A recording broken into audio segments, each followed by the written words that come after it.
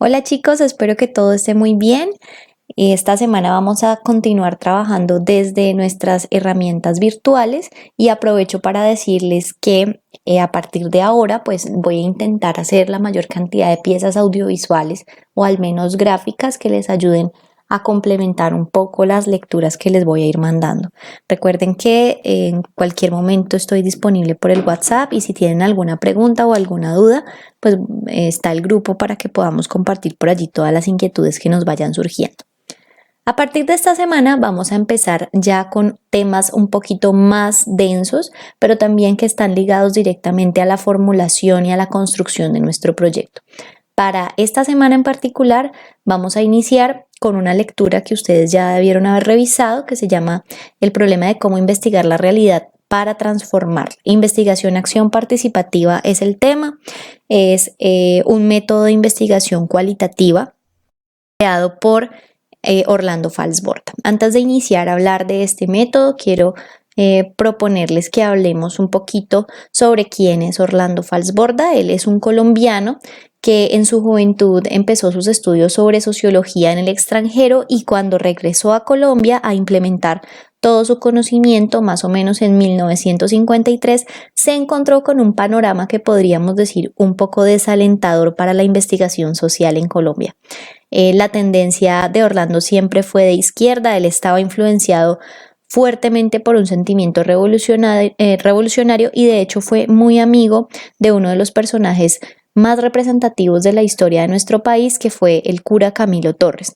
Entre Orlando y Camilo se encargaron de fundar las primeras facultades de sociología en Colombia, en la Universidad Nacional y en América Latina. Entonces ya ustedes pueden empezar a ver todo el bagaje teórico que tiene este autor, que además pues ha incidido de manera trascendental en las investigaciones con comunidades acá en Colombia y en América Latina, pero también en otros continentes que han sido llamados también en vía de desarrollo.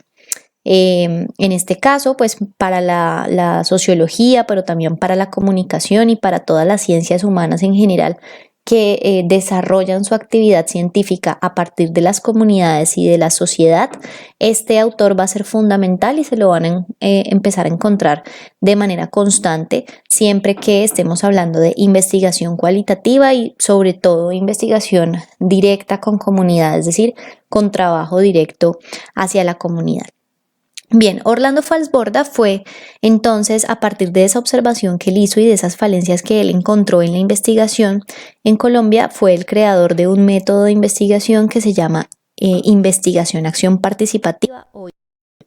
¿Cuál era la premisa de este método? Pues él pensaba que nosotros como investigadores teníamos que aprender a interpretar la realidad a partir de los datos pues, que ella nos daba, pero no solamente teníamos que quedarnos en la interpretación, en el análisis, sino que teníamos que ejercer acciones transformadoras, es decir, que siempre que nosotros decidiéramos investigar la realidad, el resultado final tenía que ser una transformación, es decir, investigar la realidad, demostrar nuestras lecturas, pero promover un cambio y una transformación, ser capaces de estudiar de una manera crítica los fenómenos sociales y derivar datos que nos permitan transformarlos.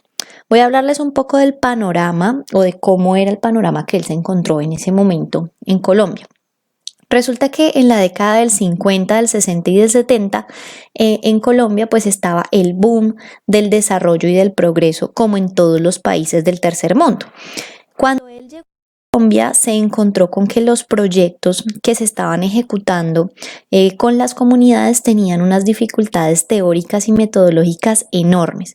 Primero porque sus marcos de referencia y sus categorías no respondían a las lógicas vigentes, es decir, eran formulados en otros países con características completamente diferentes a las de Colombia y tenían unos resultados, pues podría uno decirse positivos. En cambio, cuando esos proyectos que habían sido formulados para otros contextos, los aplicaban acá en el nuestro, en el contexto colombiano, que por demás está decir que éramos un país agrícola, éramos un país que estaba en medio de un conflicto armado, pues los resultados no eran ni siquiera parecidos a los que ellos recogían en los otros países, es decir, eran proyectos que estaban totalmente descontextualizados. Además, estaban viciados ideológicamente, es decir, los investigadores que estaban aplicando sus metodologías acá en Colombia, pues venían con unos vicios ideológicos, es decir, con unos autores muy marcados, por lo general de derecha, ¿sí? Con una lógica que no correspondía en gran medida a la lógica colombiana, campesina, indígena y afrodescendiente, y querían a toda costa encasillar la investigación social de nosotros a un tipo de investigación que correspondía más a las ciencias naturales, ¿sí? Realmente, ¿cuál era el problema de la investigación social y el trabajo social en Colombia? Pues a partir de 1970 en adelante, pero antes también, habían unos obstáculos epistemológicos que le impedían al investigador entender cuál era el trabajo que él tenía que realizar con la comunidad. Y ahí es donde ustedes van a empezar a ver cuáles son los problemas o estos obstáculos epistemológicos, ¿no? Como estos vicios del investigador. Entonces Orlando Falsborda empieza a hacer un análisis en dividirlos en 4 grandes problemas. El primer problema es el del pensar y el ser, estar entre el pensar y el ser. Él decía que los investigadores no sabían cómo relacionarse con el fenómeno que estaban estudiando, y es un poco en relación con lo que yo siempre les digo. Cuando llegaban a trabajar con la comunidad pasaban 2 cosas: o se ponían por encima de la comunidad y veían a la comunidad como un objeto de estudio, o se ponían por debajo y hacían todo lo que la comunidad les decía que hicieran y no se distanciaban, no sabían cómo tomar esa distancia entre lo que observaban y su condición como investigadores. Para Orlando Falsborda, la relación ideal entre el investigador y su fenómeno estudiado tenía que ser una relación horizontal, que le permitiera al investigador también entenderse a él mismo dentro de su propia investigación. El segundo problema que encontró fue el de la formación y reducción del conocimiento. Él se dio cuenta que en ese momento en Colombia los investigadores que habían estaban, además de viciados ideológicamente, demasiado confiados de su conocimiento. Entonces, cuando ellos llegaban a una conclusión a partir del análisis de la realidad que hacían, pensaban que esa era la única verdad y que ese conocimiento había quedado ahí estático y que no podía mutar. Orlando Falsborda creía que el conocimiento social estaba en constante transformación. Este es un conocimiento que todo el tiempo está evolucionando porque va de la mano de las transformaciones sociales que viven los contextos en los que se desarrolla el conocimiento. Entonces, las conclusiones a las que ustedes llegan hoy con una comunidad determinada muy probablemente van a cambiar en 1, 2 o 3 años porque esa comunidad también se transforma. Es decir, no estamos estudiando un fenómeno natural, no estamos estudiando un objeto, estamos estudiando una comunidad de personas, y esas personas pues están fluctuando todo el tiempo de manera directa y en relación con sus entornos. El tercer problema que él encontró era la relación entre el pensar y el actuar. Él pensaba que los investigadores caían en un error constante y frecuente, y era que proponían soluciones que realmente no podían llevar a cabo. Es decir, se vanagloriaban de que tenían algunas capacidades y le prometían a las comunidades cosas que no podían cumplir, porque dentro de sus límites y dentro de sus capacidades, pues no estaba el alcanzar a cumplir ese problema, esa solución.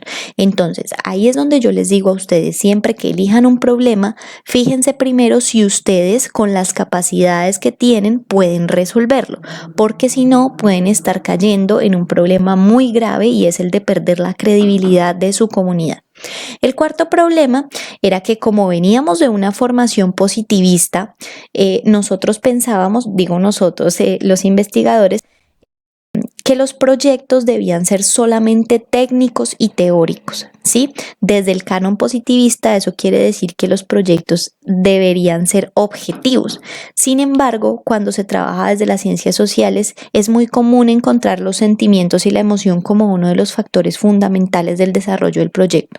Por lo tanto, él pensaba que mientras siguiéramos bajo ese canon de la objetividad y la neutralidad, lo único que íbamos a lograr era reforzar esa línea divisoria entre el observador, que en este caso es el papel del investigador, y lo que se observa, que en este caso era el objeto de estudio, y las comunidades. ¿Por qué esto era un problema o por qué esta era la raíz del problema? Recuerden que en los años 50 o antes, apenas cuando empieza a darse todo el auge de la segunda revolución industrial, empieza a aparecer en el mundo pues un fenómeno y es el de reivindicar el conocimiento, ¿correcto? Reivindica el conocimiento y la ciencia a nivel mundial, empiezan a tomar mucha fuerza el desarrollo de las ciencias naturales con los cánones, obviamente de objetividad y neutralidad del conocimiento científico. Luego entonces todas las investigaciones, se creía en su momento, debían ser objetivas y neutrales, porque así como en la investigación natural de las ciencias, de los fenómenos de las ciencias naturales, pues el investigador tenía que tomar distancia del objeto que observaba o del fenómeno natural para poder describirlo, analizarlo y concretarlo en un conocimiento científico. Pues el error era precisamente pensar que esos mismos cánones y esas mismas pautas que se utilizaba para la investigación natural tenían también cabida en la investigación social. Ya vimos que eso no puede ser así, porque no estamos observando fenómenos estáticos, sino que estamos estudiando personas, y esas personas tienen sentimientos y tienen emociones, por lo tanto es muy difícil hablar de una investigación objetiva y neutra cuando hablamos de una investigación cualitativa, pero también cuando hablamos de una investigación para la sociedad. ¿Listo? Entonces, ¿él qué pensaba? Pensaba que había que empezar a reducir esa distancia entre investigador y comunidad. ¿Cómo se soluciona ese problema? Bueno, él plantea primero algunas soluciones que tienen que ver con mitigar esa distancia y las explica a partir de la práctica. Él dice que un investigador que realmente sea coherente con su proceso y que quiera aportarle algo a la comunidad tiene que comprender que puede ser sujeto y objeto de su propia investigación y experimentar el efecto de su propio trabajo. Es decir, como yo les digo a ustedes, van a las comunidades, en este caso a sus colegios, a sus instituciones educativas, pero ustedes no pueden verse como un investigador lejano a su investigación. Tienen que verse ustedes mismos como parte de la comunidad.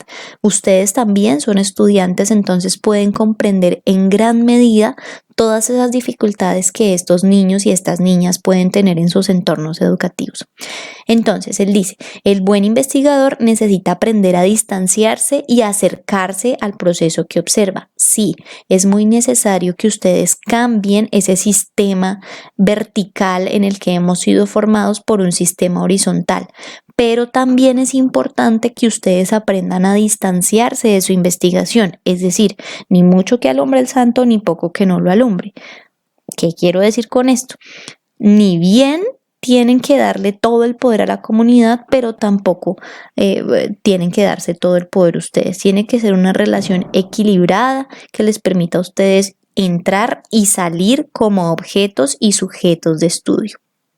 Y lo último, el rol del investigador es empezar a darle sentido precisamente a estas cosas de la vida cotidiana y a partir de esas reflexiones sobre los pequeños detalles de la vida cotidiana se permite producir un nuevo conocimiento, un conocimiento que esté articulado a la acción.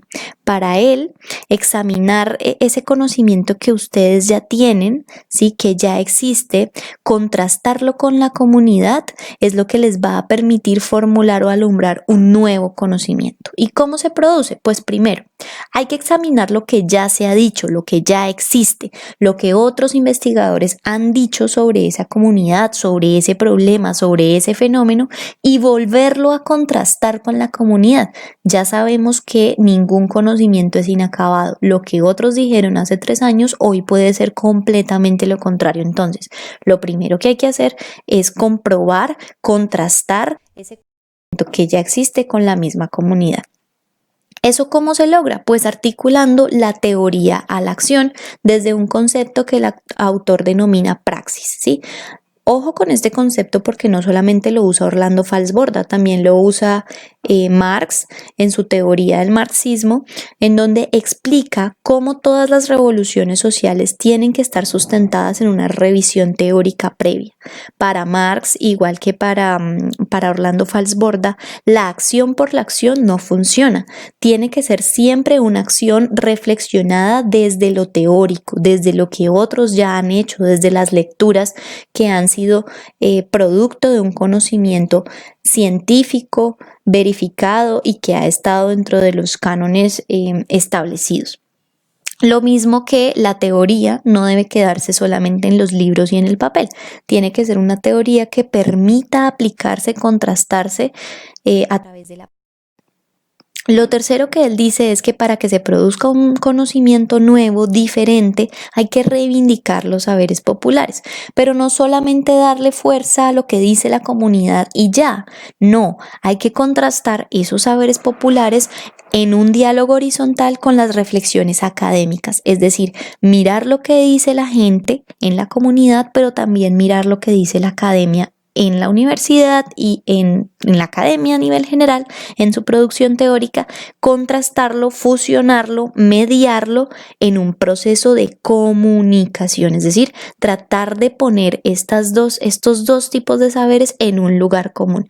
Y cuando eso ocurra, va a aparecer un fenómeno muy bello que es la disminución de la distancia entre el sujeto y el objeto. En este caso, ustedes son los sujetos que observan y el objeto viene siendo la comunidad con la que ustedes van a empezar a trabajar. ¿Cuál es el llamado final que él nos hace? Pues primero, tenemos que aprender a interpretar las transformaciones sociales y derivar datos adecuados para entenderlas. ¿Eso qué quiere decir? Que tenemos que aprender a leer de manera crítica la realidad, pero no quedarnos allí, sino empezar a derivar las soluciones más pertinentes para realizar una verdadera transformación social. Pero además de todo eso, no quedarnos allí solamente, sino derivar unos datos de lectura para que esas transformaciones puedan ser entendidas no solamente por la comunidad académica, sino también por la comunidad en la que vamos a implementar ese proyecto. Lo segundo es, debemos ser capaces de estudiar y criticar la sociedad y el mundo que nos rodea. Claro, para Orlando Falsborda, desde el llamado a la acción, hay que empezar a construirnos como sujetos críticos del mundo que nos rodea. Y el tercer llamado a la acción es que debemos escoger algo que nos permita desarrollarnos coherentemente con nuestras orientaciones políticas y nunca desconocer el impacto social, político y económico de nuestro propio trabajo.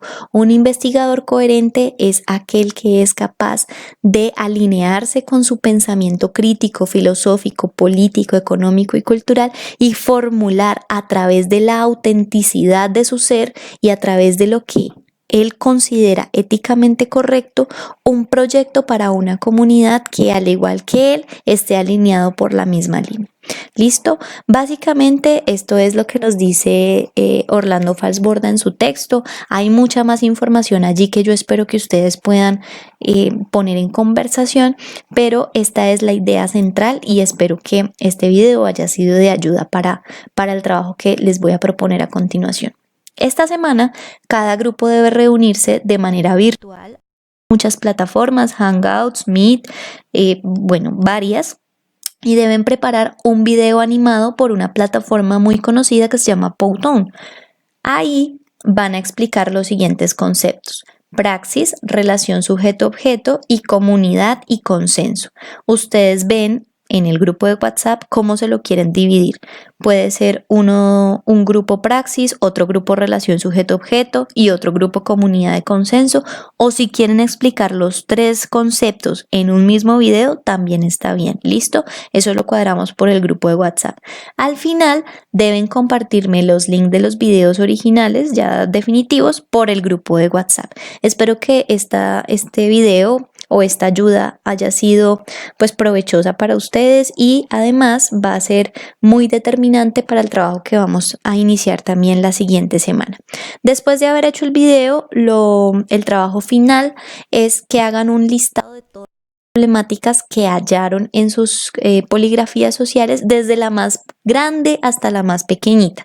Y eso lo vamos a traer como insumo para la siguiente semana, que vamos a empezar a trabajar árboles de problemas. Les deseo una sesión maravillosa y cualquier duda que tengan o cualquier inquietud, no duden en contactarme, estoy muy pendiente por el WhatsApp. Los quiero mucho y espero verlos pronto. Adiós.